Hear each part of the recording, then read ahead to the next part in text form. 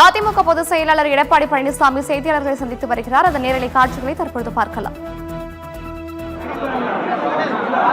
இந்த அரசாங்கம்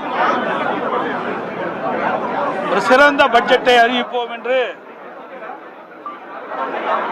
தமிழக வெற்றி கழகத்துடைய முதலமைச்சர் மற்றும் அவருடைய அமைச்சர்கள் தெரிவித்தாங்க. ஆனால் இன்றைக்கு பட்ஜெட்டில் எந்த ஒரு முக்கியமான அறிவிப்பும் இடம்பெறவில்லை என்பதுதான் மிகப்பெரிய ஏமாற்றமாக தோன்றுகிறது. இதில் ஒரு சில மாற்றத்தை செய்வோம் என்று சொல்லி ஏற்கனவே இருக்கின்ற திட்டத்திற்கு ஸ்டிக்கர் ஒட்டி பெயர் மாற்றம் செஞ்சிருக்கிறாங்க. இதுதான் இந்த பட்ஜெட்டில் பார்க்கப்படுகிறது. இன்றைக்கு ஆட்சி பொறுப்பேற்ற பிறகு கிட்டத்தட்ட 85 நாட்கள் ஆகின்றன. சுமார் 85 நாட்கள் ஆகிறது. 85 நாட்களில் இந்த ஆட்சியில் எந்த ஒரு புதிய திட்டத்தையும் இதுவரை கொண்டு வரப்படவில்லை. வெறும் வசனத்தை பேசியே 85 நாட்கள் காலத்தை ஓட்டிவிட்டார்கள். எல்லாவற்றிற்கும் ரீல் விடுறதா இந்த ஆட்சியுடைய சாதனையாக பார்க்கப்படுகிறது. ஆட்சிக்கு வருவதற்கு முன்பு மக்கள் எதிர்பார்க்கின்ற திட்டங்கள் நிறைவேற்றப்படும். இதுவரை எந்த ஒரு ஆட்சி காலத்திலும் கொடுக்க முடியாத திட்டத்திலும் மக்களுக்கு வழங்குவேன் என்று வீரவசனம் பேசினார்கள். ஆனால் இந்த நிதிநிலை அறிக்கை இந்த பட்ஜெட்டில் பார்க்கின்ற பொழுது ஒன்றுமே எந்த ஒரு திட்டமுமே முழுமையாக இடம்பெறவில்லை. புதிய திட்டங்கள் எதுவுமே இடம்பெறவில்லை. தேர்தல் நேரத்தில் கொடுக்கப்பட்ட வாக்குறுதிகள் எதுவுமே நிறைவேற்றல.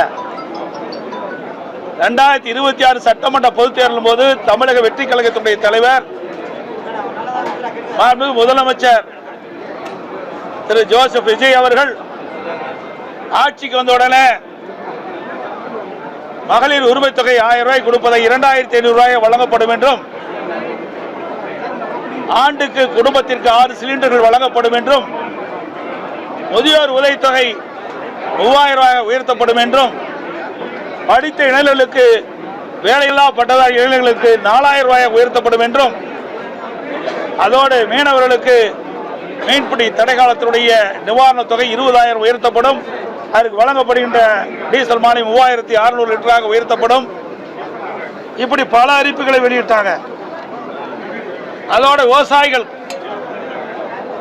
5 ஏக்கருக்கு குறைவாக வைத்திருக்கின்ற விவசாயிகள் தொடக்க வேளாண் கூட்டுறவு சங்கத்தில் வாங்கிய பயிர்க்கடன் முழுவதும் தள்ளுபடி. சிறு விவசாயிகளுக்கு 5 ஏக்கர் மேல வைத்திருக்கின்ற விவசாயிகள் தொடக்க வேளாண் கூட்டுறவு சங்கத்தில் வாங்கிய பயிர்க்கடன் பாதி அளவு தள்ளுபடி செய்யப்படும் என்று அறிவித்தார்கள். ஆனால் அதற்கு மாறாக 75000 வரை கடன் பெற்ற சிறு குறு விவசாயிகளுக்கு முழு கடன் தள்ளுபடி. அதற்கு மேல் கடன் வாங்கிய அனைத்து விவசாயிகளுக்கும் 35000 தான் கடன் தள்ளுபடி என்று அறிவிக்கப்பட்டிருக்கிறது அரசாங்கம். அதுவும் ஒரு ஏமாற்று வேலை. அது மட்டுமல்ல, அனைத்து குடும்பங்களுக்கும் 25 லட்சம் ரூபாய் மருத்துவ காப்பீடு திட்டம் கொடுப்புன்னு சொன்னாங்க.